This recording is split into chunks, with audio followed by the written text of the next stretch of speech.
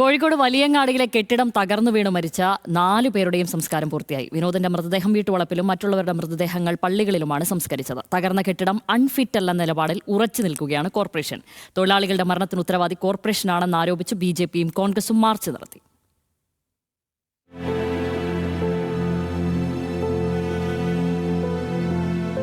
ഇന്നലെ രാത്രിയാണ് ജബ്ബാറിന്റെ മൃതദേഹം പോസ്റ്റ്മോർട്ടം പൂർത്തിയാക്കി സംസ്കരിച്ചത്.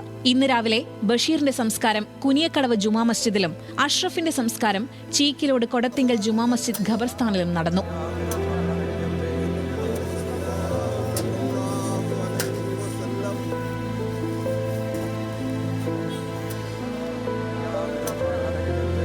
ഇന്ന് രാവിലെയാണ് വിനോദിന്റെ മൃതദേഹം കോഴിക്കോട് മെഡിക്കൽ കോളേജിൽ നിന്നും പോസ്റ്റ്മോർട്ടത്തിന് ശേഷം വീട്ടിലേക്ക് എത്തിച്ചത്.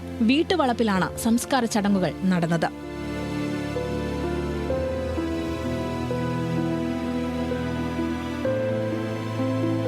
കെട്ടിടത്തിന്റെ പഴക്കവുമായി ബന്ധപ്പെട്ട് കോർപ്പറേഷൻ ഇപ്പോഴും വ്യക്തത വരുത്താൻ തയ്യാറായിട്ടില്ല. അൺഫിറ്റായ ഒരു കെട്ടിടവും ഇപ്പോൾ പ്രവർത്തിക്കുന്നില്ലെന്നും പഴക്കം ചെന്ന കെട്ടിടത്തിൽ നിന്നും വ്യാപാരികളുടെ അവസ്ഥ കൂടി കണക്കിലെടുത്താണ് ഒഴിപ്പിക്കാതിരുന്നതെന്നാണ് കോർപ്പറേഷൻ മേയർ ഒ സദാശിവന്റെ വിശദീകരണം.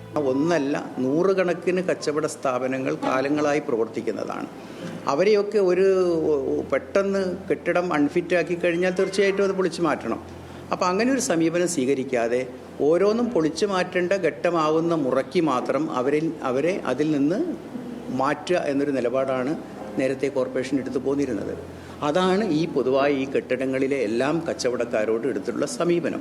മരിച്ചവരുടെ കുടുംബങ്ങൾക്ക് 1 ലക്ഷം രൂപ വീതവും പരിക്കേറ്റ കോയയ്ക്ക് 50,000 രൂപയും കോർപ്പറേഷൻ നൽകും. അപകടം നടന്ന സ്ഥലം മനുഷ്യാവകാശ കമ്മീഷൻ ജുഡീഷ്യൽ അംഗം കെ ബൈജുനാഥ് സന്ദർശിച്ചു. കോർപ്പറേഷന്റെ ഭാഗത്ത് വീഴ്ചയുണ്ടായിട്ടുണ്ടെങ്കിൽ നടപടി ഉണ്ടാകുമെന്ന് അദ്ദേഹം പറഞ്ഞു. പുതിയ BNS 106 വകുപ്പ് പ്രകാരമുള്ള കുറ്റകൃത്യം കൂടിയാണ്. ആരുടെയും ഭാഗത്തുനിന്ന് ഇത് അപകടാവസ്ഥയിലാണെന്ന് മനസ്സിലായിട്ടും നടപടിയെടുക്കാതിരിക്കുക, അല്ലെങ്കിൽ നടപടികളിൽ കാലതാമസം വരുന്നതൊക്കെ നെഗ്ലിജൻസ് ആയിട്ട് കണക്കാക്കാം.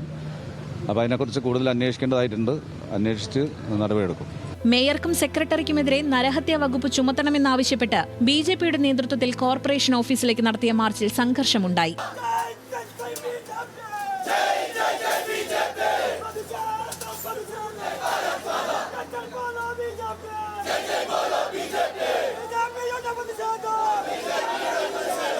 കുറ്റക്കാരായ ഉദ്യോഗസ്ഥർക്കെതിരെ നടപടിയെടുക്കണമെന്നാവശ്യപ്പെട്ട് UDF കൌൺസിലർമാർ കോർപ്പറേഷൻ ആസ്ഥാനത്ത് കുത്തിയിരുന്ന് പ്രതിഷേധിച്ചു.